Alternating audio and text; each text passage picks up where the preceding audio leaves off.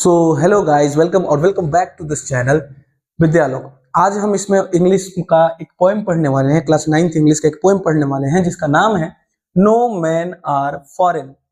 मतलब कहने का क्या मतलब है कि कोई भी आपके लिए विदेशी नहीं है, बाहर का नहीं है। ठीक है, शुरू करते हैं। ये जो पोएट है, पोएट का नाम अगर हम आपको बताएं तो पोएट का नाम है इसमें जेम्स किरकुप। नाम है पोएट का जेम्स किरकुप। आप याद रखेंगे कि जेम्स किरकुप इसके पोएट है। ठीक है, अब शुरू करते हैं हम लोग अपना चैप्टर।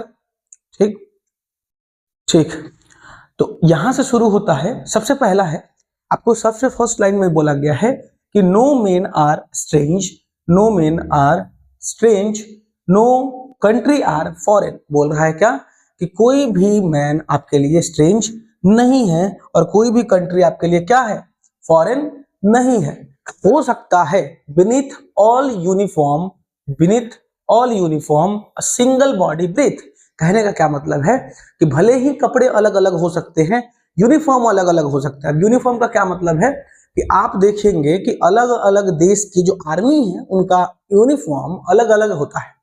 तो हो सकता है कि यूनिफॉर्म उनका अलग अलग हो सकता है कि वो अलग तरीके से दिखते हो, कपड़ा पहनने का तरीका अलग हो, ट्रेडिशन अलग हो, कल्चर अलग हो, लेकिन जो सांस ले रहा है बॉडी उस यूनिफॉर्म के अंदर में, वो बॉडी अलग नहीं है, वो जाना पहचाना सा बॉडी है, वो हमारे जैसा ही बॉडी है। समझ में आया? लाइक आवर्स, हमारे जैसा है।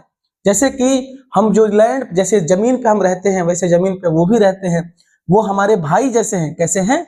हमारे भाई जैसे। अच्छा, यहाँ पे जो ब्रदर्स बोल रहे हैं पोएट, यहाँ पे इनके ब्रदर का कहने का मतलब है, ब्रदर का कहने का मतलब है एनिमी। हम लोग जिसको एनिमी मानते हैं, हम लोग जिसको एनिमी मानते हैं, हाँ, हम लोग जिसको एनिमी मानते हैं उसको वो बोल रहे हैं कि आप एनिमी मत मानिए, सब हमारे भाई जैसे हैं। हो सकता है कि आप देश के बेसिस पे लड़ाई कर रहे हैं एक दूसरे से, है ना, तो देश के बेसिस पे लड़ाई करने का कोई मतलब नहीं बनता है। आप हिंदुस्तान पाकिस्तान से झगड़ा कर रहे हैं, अमेरिका से झगड़ा कर रहे हैं, रसिया यूरोप, है ना, रसिया यूरोप से कर रहा है, चाइना अमेरिका से कर रहा है, पैलेस्टाइन यूक्रेन से कर रहा है, रसिया पैलेस्टाइन से कर रहा है, क्या बोलते हैं, यूक्रेन से कर रहा है। तो ये सब चीजें जो हैं, जो भी झगड़ा है, इसको हमें नहीं करना चाहिए, क्योंकि सब चीजें अगर हम प्यार से रहें तो दुनिया और भी अच्छी हो सकती है। तो कोई भी अलग नहीं है हमसे ताकि हम उनसे झगड़ा करें। सब हमारे जैसे हैं, हमारे भाई हैं, जो कि एक जैसे धरती, जो जैसे हमारा जो धरती है, इसी पे सब रहते हैं, उसी जमीन पे सब रहते हैं, और सब लोग हमारे जैसे ही हैं। समझ में आ रहा है? सब इसी धरती पे रहते हैं, तो उनसे हमको झगड़ा नहीं करना चाहिए क्योंकि सब हमारे भाई जैसे हैं। उसके अलावा वे लोग भी सन से अवेयर है। मतलब कहने का क्या, उनको भी सन के बारे में पता है, आपको भी सन के बारे में पता है। वही हवा में आप सांस ले रहे हैं, जैसे हवा में वो सांस ले रहे हैं। जैसे पानी आप पीते हैं वैसा पानी वो भी पी रहे हैं। आपको जैसे पीसफुल हार्वेस्ट से पाला गया है, मतलब आपको जैसे खाना खिला के पाला पोसा गया है, ठीक वैसे ही उनको भी पाला पोसा गया है।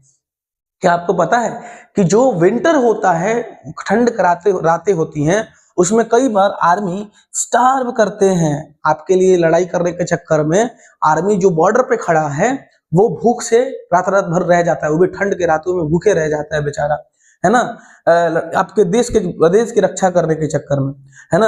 हम उनके जो हाथ हैं वो हमारे हाथ जैसे हैं और वो बिल्कुल भी हमारे से अलग नहीं है। वो भी मेहनत करके कमाते हैं, हम भी मेहनत करके कमाते हैं। तो बात यह है कि वो बिल्कुल हमारे जैसे हैं, वो हमारे जैसे कपड़ा पहनते हैं, हमारे जैसा हाथ है, एक जैसा सूरज को हम लोग देखते हैं, चांद को देखते हैं, इसी हवा में सांस ले रहे हैं, इसी पानी में पानी पी रहे हैं, और खाना हम लोग एक जैसा ही खाते हैं। बात समझ में आ रहा है? अब देखिएगा क्या हो रहा है। हम जैसे आंखों का यूज करते हैं सोने और जगने के लिए, वो भी अपने आंखों का यूज करते हैं सोने और जगने के लिए। उनको भी जितना पसंद है, उनको भी प्यार पसंद है, वो भी हमारे जैसे कॉमन है। हम जैसे कॉमन लाइफ जी रहे हैं, हमको जैसे अच्छे से जीना पसंद है, हमको जैसे अच्छी चीजें पसंद है, वैसे उनको भी पसंद है। समझ में आ रहा है? वो भी चाहते हैं कि उनको भी लोग दुनिया में पहचाने। रिकॉग्नाइज मतलब क्या होता है? रिकॉग्नाइज मतलब पहचान है। उनको भी लोग समझे, अंडरस्टैंड करें, उनको भी लोग रिकॉग्नाइज करें, उनका भी पहचान हो, वो चाहते हैं। बात समझ में आ रहा है? लेट अस रिमेंबर, मतलब एक बात याद रखिए कि हमको जो सिखाया गया था, अगर हमको कोई कहता है कि आप हेट कीजिए अपने ब्रदर को, ब्रदर मतलब दूसरे देश के लोगों को हेट करने के लिए बोलता है, या कुछ लोगों को जैसे जिनको जो आपका एनिमी है उसको हेट करने के लिए बोलता है कोई, तो आप ये समझिए कि वो आपको हेट करने को भी बोल रहा है, तो किसको बोल रहा है? अपने भाई को। समझ में आ रहा है? आपके ही जैसा वो है और उसको हेट करने का बोल रहा है। आप किसी से हेट मत कीजिए, कहने का क्या मतलब है पोएट का, कि आप किसी से भी हेट मत कीजिए। आप जिससे हेट कर रहे हैं वो आपका भाई है। कोई भले ही आपको सिखाता है, ये बात मत मानिए, भले आपको कोई सिखाता है कि आप अपने ब्रदर से, मतलब समझ रहे हो, ब्रदर माने एनिमी का कहने का मतलब है, तो अपने ब्रदर से आप डिस्पोज कीजिए। डिस्पोज मतलब होता है कि उससे धोखा कीजिए, कुछ छीन लीजिए। समझ में आ रहा है? जैसे हम लोग टेरिटरी छीनते हैं ना, कि कश्मीर हमारा है, कश्मीर तुम्हारा है, फिर इंडो चाइना, चाइनीज से हम लोग छीनने का कोशिश करते हैं, क्योंकि चाइनीज लोग हमारा एरिया हमारा टेरिटरी छीन के रखा हुआ है, पाकिस्तान छीन के रखा हुआ है। तो हमको कुछ छीनने को कोई बोलता है तो हम छीनेंगे नहीं। हम अपने भाई से कभी भी धोखा नहीं करेंगे। बेट्रे मतलब होता है धोखा करना, डिस्पोज मतलब होता है जबरदस्ती छीन लेना, और कंडेम मतलब होता है कोई आपसे बोलता है कि उसके बारे में बुराई कीजिए, उल्टा सीधा बात कीजिए, आप नहीं करेंगे। बात समझ में आ रहा है? आप ये सब काम नहीं करेंगे। समझ में आया? क्योंकि हमारा हाथ कभी हमारे भाई के अगेंस्ट में, अपने अपनों के अगेंस्ट में नहीं उठा सकते हैं। बात समझ में आया? ठीक है। लास्ट स्टेंजा में क्या कहता है पोएट, कि ये सारा धरती जो है ये ह्यूमन का है। सारा धरती किसका है? ह्यूमन का है, और सब हम लोग यहाँ पे रहते हैं। तो बात ये है कि हम लोग को ये भी पता है, हेल ऑफ फायर का कहने का क्या मतलब है, कि जैसे बोला जाता है नरक में जो फायर होते हैं वो बहुत ऊंचे होते हैं, बहुत खतरनाक होते हैं।